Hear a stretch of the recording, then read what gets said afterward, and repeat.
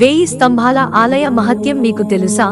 ఓరుగల్లును పాలించిన కాకతీయ రాజులు అనేక అద్భుత ఆలయాలు, కట్టడాలను నిర్మించారు. వాటిలో ముఖ్యమైనది 1000 స్తంభాల దేవాలయం. ఇది తెలంగాణ రాష్ట్రంలోని హన్మకొండలో ఉంది. 11వ శతాబ్దంలో రుద్రదేవుడి ఆధ్వర్యంలో ఈ దేవాలయం నిర్మాణం ప్రారంభమైంది. దాదాపు 70 సంవత్సరాల పాటు దీనిని నిర్మించారు. కాకతీయ రాజులు ఈ ఆలయంలో ప్రతినిత్యం పూజలు నిర్వహించేవారు. ఈ ఆలయానికి త్రికుటాలయం అనే పేరు పెట్టారు. ఇందులో రుద్రేశ్వరుడు, విష్ణువు, సూర్యదేవుని విగ్రహాలను ప్రతిష్ఠించారు. ఈ దేవాలయంలో పూర్వకాలంలో కాకతీయులు ఎంతో విశిష్టత కలిగిన పూజా విధానాలను అనుసరించారు. ఆలయం ఈశాన్య కోణంలోని కొనేరు జలాలతో రుద్రేశ్వరుడికి అభిషేకాలు నిర్వహించేవారు. త్రికుటాలయంలో శివుడికి ప్రతీకగా నాట్య నటరాజస్వామి, విష్ణువుకు నాట్య నరసింహుడు, సూర్యుడికి ఇంద్ర అవతారాలు ప్రతిష్ఠించబడ్డాయి. ఏకంగా 1000 సంవత్సరాల క్రితం దీనికి రూపకల్పన చేసిన శిల్పాల వైభవం ఇప్పటికీ చెక్కుచెదరకుండా కనిపిస్తోంది. భారతదేశంలోని అనేక శివాలయాల్లో శివుడి ఆలయం ఎదురు నందీశ్వరుడి విగ్రహం ఉంటుంది. కానీ ఈ ఆలయంలో మాత్రం శివాలయానికి ఎదురుగా సూర్య భగవానుడి విగ్రహం ఉంది. దీనికి ప్రధాన కారణం రుద్రేశ్వరుడి ఆగ్రహాన్ని, అనుగ్రహాన్ని ఎదుర్కొనే శక్తి సూర్యునికే ఉందనే విశ్వాసం.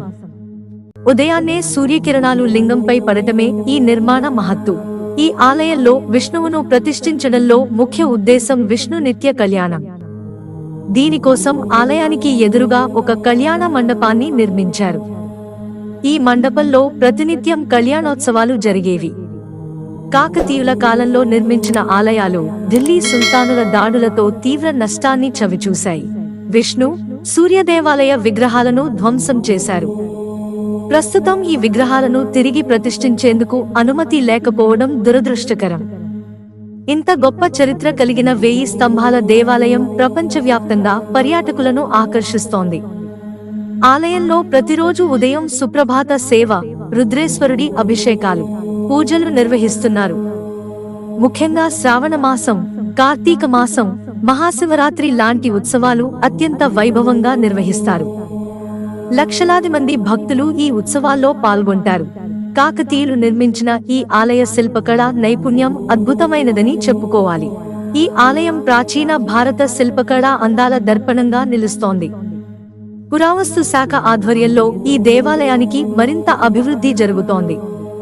18 సంవత్సరాల కృషితో ఆలయ కళ్యాణ మండపం ఇటీవల పూర్తయింది. ఈ ఆలయం తెలంగాణకు గర్వకారణం. మిత్రులారా, ఛానల్ సబ్స్క్రైబ్ చేసుకోవడం మర్చిపోకండి. ధన్యవాదాలు.